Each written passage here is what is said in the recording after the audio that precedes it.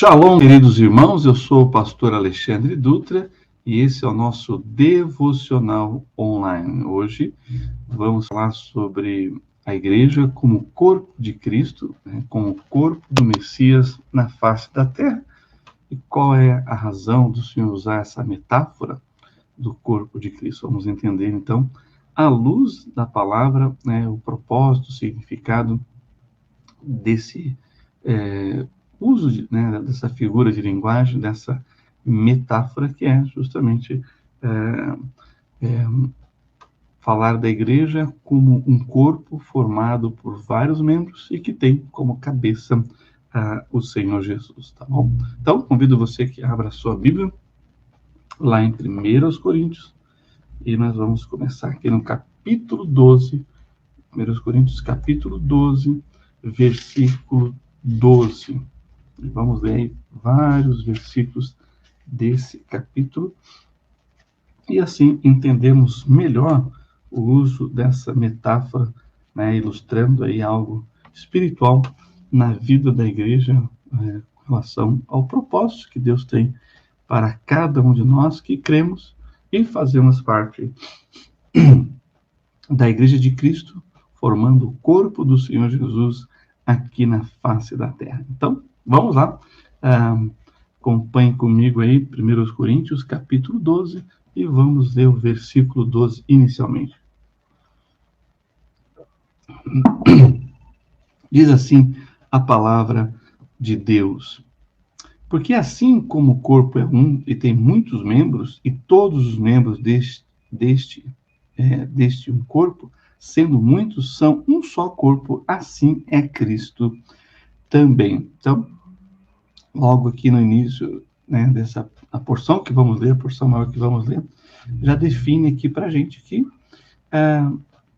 Cristo tem o seu corpo, e o seu corpo é comparado aí com um corpo humano formado por muitos membros, E é a união desses membros que forma, então, o corpo de Cristo, que é a igreja. Então, a igreja, corpo de Cristo na face da terra. Bem, quem forma esse corpo?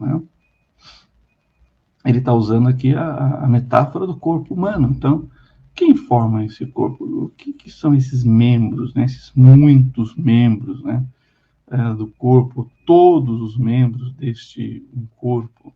Então, quem são esses membros? Quem forma esse corpo?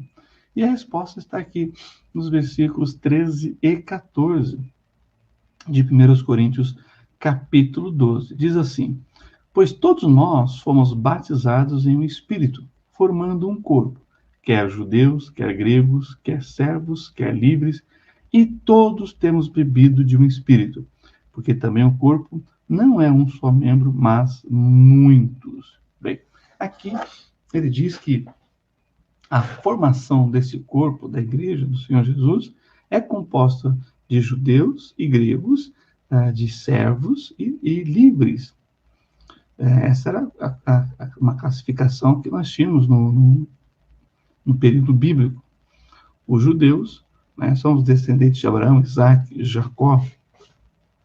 Os gregos representam aqui todos os gentios, todos aqueles povos que vêm das nações, de outras nações, que não seja a nação de Israel.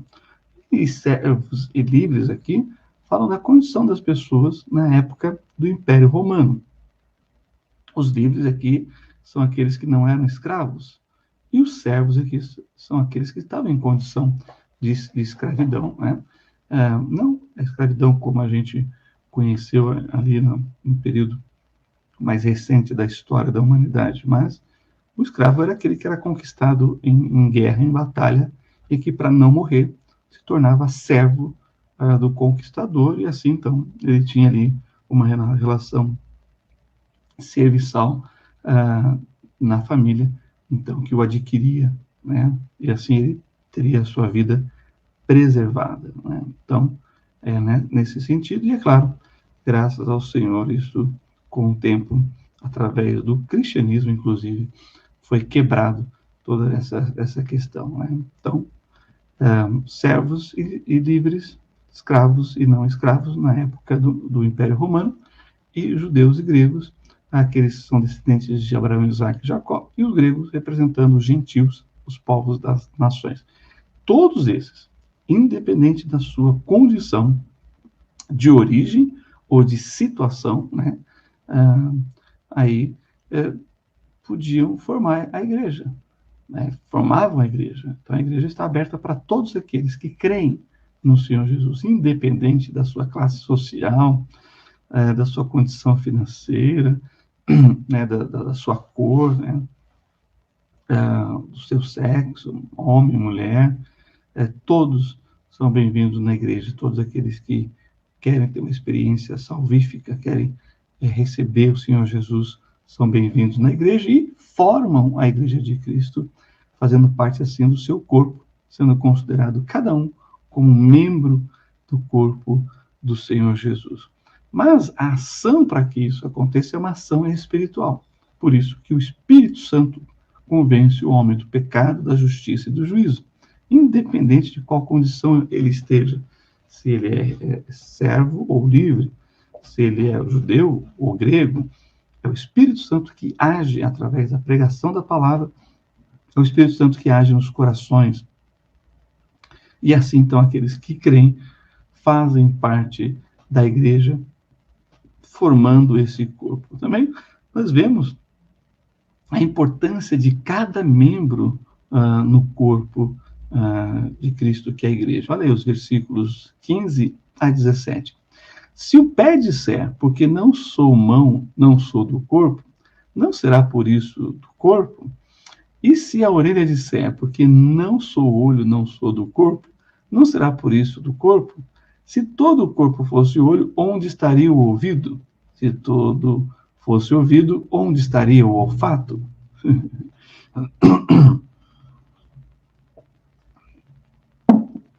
Muito interessante essa colocação aqui do apóstolo Paulo, inspirado pelo Espírito Santo, porque ele mostra a incoerência, né, da reclamação de alguns membros do corpo com relação a outros membros. Então, ele está dizendo, em outras palavras, olha, você faz parte do corpo, independente qual é a sua função no corpo, né?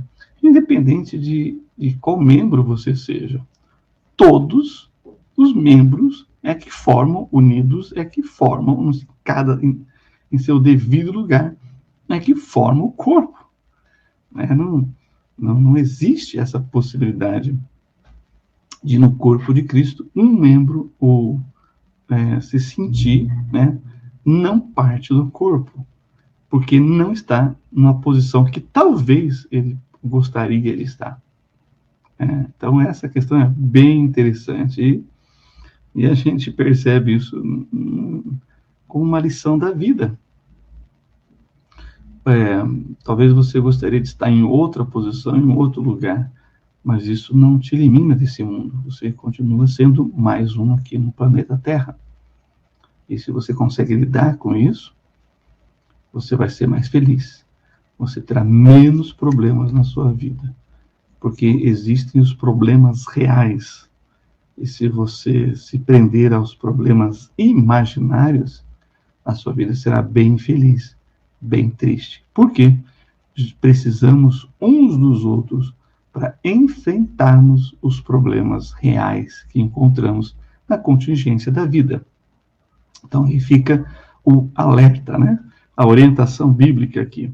Agora, a pergunta, então, que surge é, se cada um tem o seu lugar, quem distribuiu, né, os membros no corpo? Quem escolheu o lugar de cada um, né?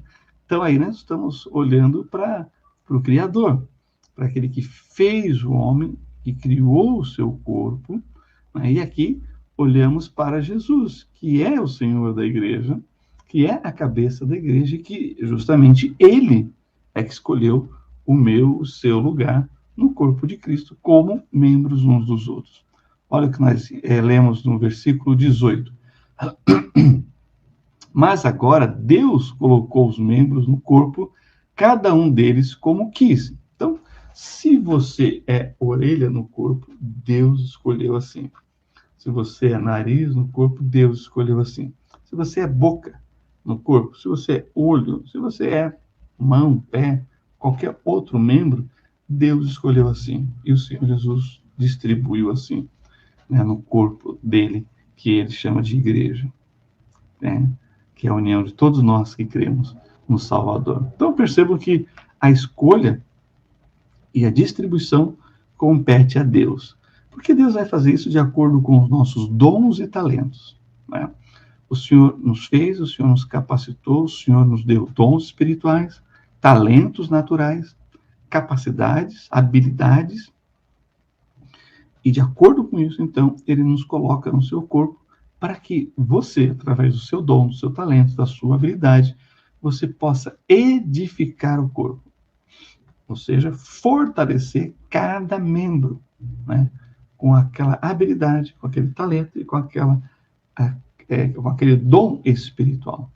Então, essa é a nossa posição e essa é uma sabedoria divina de usar de acordo com o que Ele mesmo nos capacitou, assim nos colocar de acordo com o nosso dom, talento e habilidade no corpo de Cristo, como membros uns dos outros. Agora, também nós temos aqui uma característica muito interessante, que é a unidade do corpo na diversidade dos membros. Olha aí o versículos 19 a 21. E se todos fossem um só membro, onde estaria o corpo?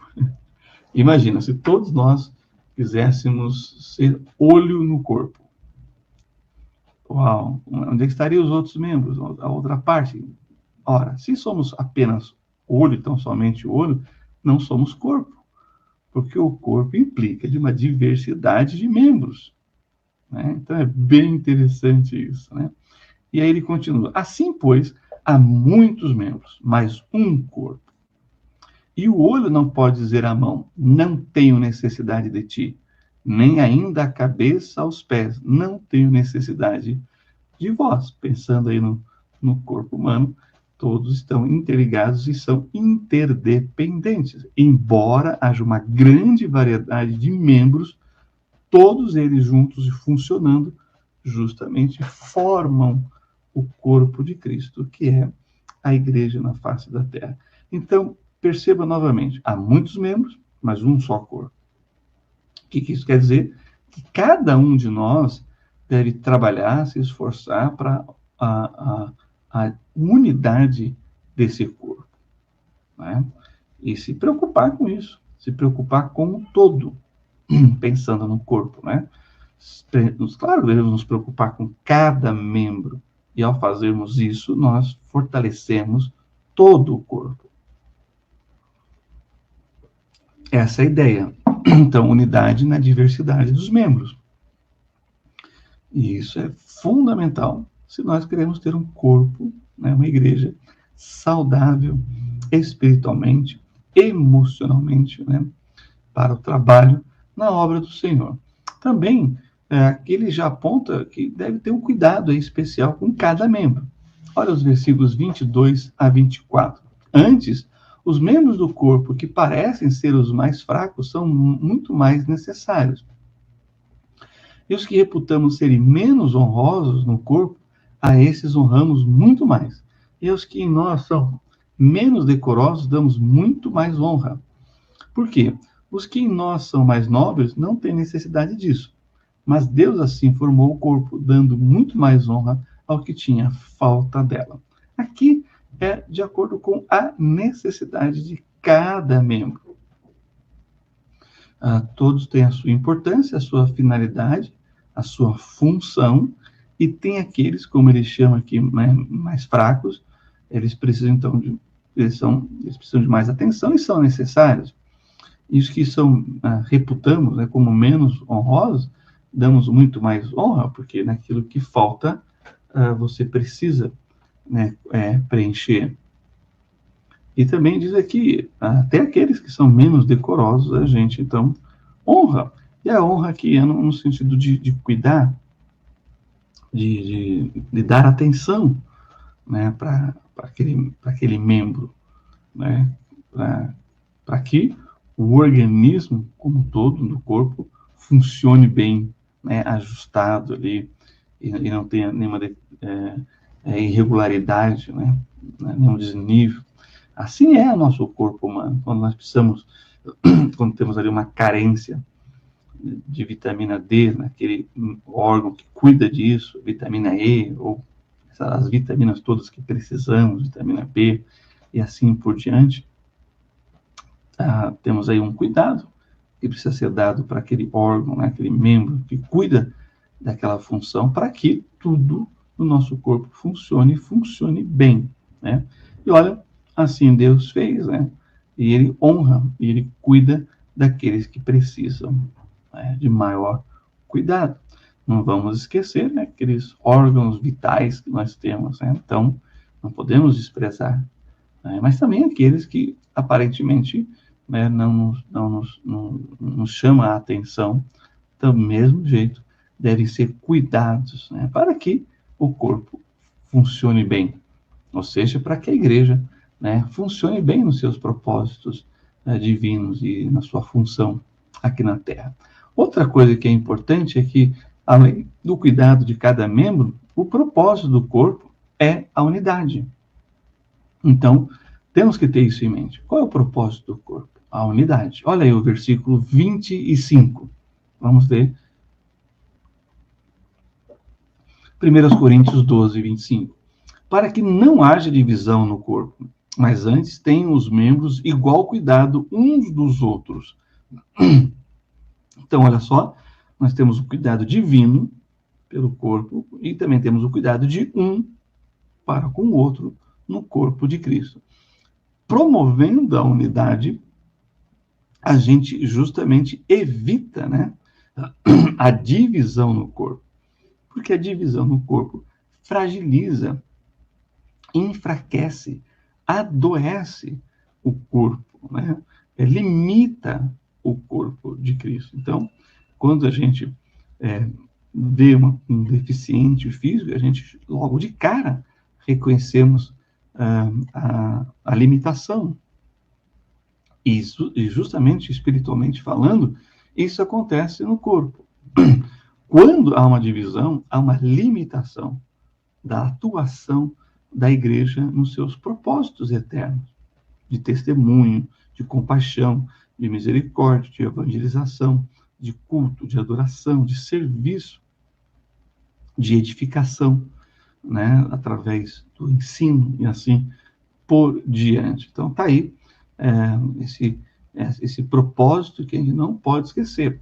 E o nosso propósito, como membros uns dos outros, é fortalecer o corpo, evitando divisões para que não haja limitações no agir da igreja na face da terra, no nosso bairro, no lugar onde nos reunimos, né, como igreja, e no impacto que podemos realizar como igreja. Também temos aí um outro propósito do corpo, que é interdependência. Olha só, 1 Coríntios 12, 26 e 27. De maneira que, se um membro padece, todos os membros padecem com ele. E se um membro é honrado, todos os membros se regozijam com ele. Ora, vós sois o corpo de Cristo e seus membros em particular. Então, perceba que está muito claro a nossa interdependência. Se algum membro do nosso corpo está sofrendo com falta de algum cuidado, falta de alguma vitamina, de algo que é necessário para o seu bom funcionamento, todo o corpo sofre. É como uma inflamação, é como uma febre, é como uma infecção, todo o corpo padece, né? Às vezes a mão não tem nada a ver com a história, as pernas não têm nada a ver com a história, mas quando um organismo padece, sofre, tudo fica afetado no corpo. Então está aí a nossa responsabilidade de entender o propósito, de cuidarmos uns dos outros. E quando um sofre, todos sofremos juntos. Até que melhore, devemos estar unidos. E quando um membro ou uma parte ali é exaltado, né, é honrado, todo o corpo é honrado, porque estamos interligados, temos a nossa interdependência, né, dependemos uns dos outros. Na alegria, nós estamos juntos, na tristeza também. É por isso que na igreja nós celebramos festividades, cultos festivos, mas também celebramos cultos fúnebres, na dor e na alegria, como o Senhor Jesus disse, né? Chorai com os que choram, se alegrai com os que se alegram. E assim, então, nós consolamos aqueles que choram e nos alegramos com aqueles que estão aí conquistando, né, e chegando lá onde eles desejavam na sua vida, né, nas várias facetas da sua própria vida. E como estamos interligados, temos essa interdependência, estamos juntos em todos esses momentos, tá bom? E, para finalizar, lá em Efésios, capítulo 1, versículo 22 e 23, está escrito assim: e sujeitou todas as coisas a seus pés, e sobre todas as coisas o constituiu como cabeça da igreja, que é o seu corpo, a plenitude daquele que cumpre tudo em todos. Bom, não somos um corpo sem cabeça. A cabeça é Cristo, né? É o nosso Senhor e nosso Salvador, que conduz o corpo para onde ele deve ir. Que fortalece, que cuida, que sara, que restaura, e que usa cada um para a sua glória, para o seu louvor. E assim somos edificados no Senhor Jesus.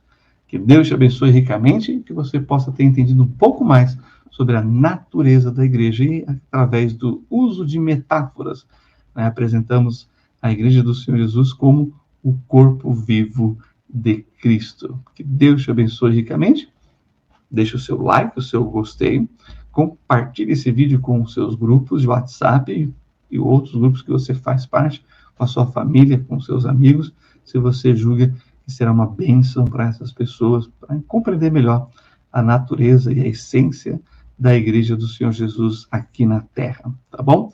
E, claro, se você ainda não é inscrito no nosso canal, inscreva-se no canal do Templo Batista de Indianópolis. Deus te abençoe. Vamos fazer uma oração encerrando essa parte. Pai, obrigado, meu Deus, pela tua palavra, que é tão esclarecedora, que nos ajuda a entender o sentido, o propósito, a natureza e a essência da igreja, com figuras de linguagem tão claras e objetivas, como essa da figura do corpo, essa metáfora tão maravilhosa, que fala, Deus, do nosso propósito como igreja, a unidade na diversidade, ó Deus, a interdependência que temos uns nos outros por estarmos ligados, unidos pela ação do Teu Espírito Santo nas nossas vidas e pelo senhorio de Cristo sobre nós como a cabeça do corpo, nos conduzindo, nos dirigindo, nos ajudando, nos edificando, nos fortalecendo e apontando para as coisas que precisamos valorizar uns aos outros. E que assim a Igreja do Senhor Jesus cresça em cada lugar,